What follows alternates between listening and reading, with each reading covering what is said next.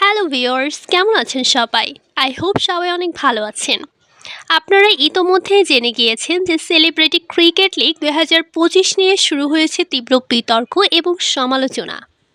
খেলাধুলার মঞ্চে শালীনতা ভঙ্গ, অশালীন পোশাক এবং আচরণ এসব অভিযোগে লিগের সঙ্গে যুক্ত ৯ জন সেলিব্রিটিকে পাঠানো হয়েছে আইনি নোটিশ। ফিগার না দেখালে খেলার মানে কি?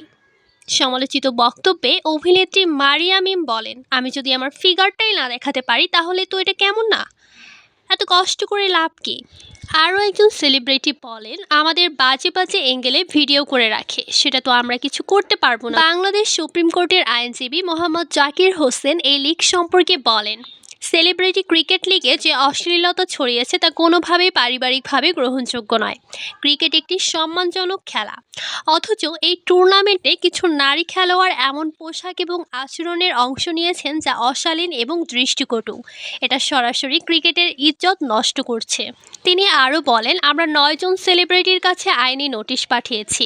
কেন তারা ক্রিকেটের নামে এমন অশ্লীলতা ছড়িয়েছেন তার জবাব ১৫ দিনের মধ্যে দিতে হবে।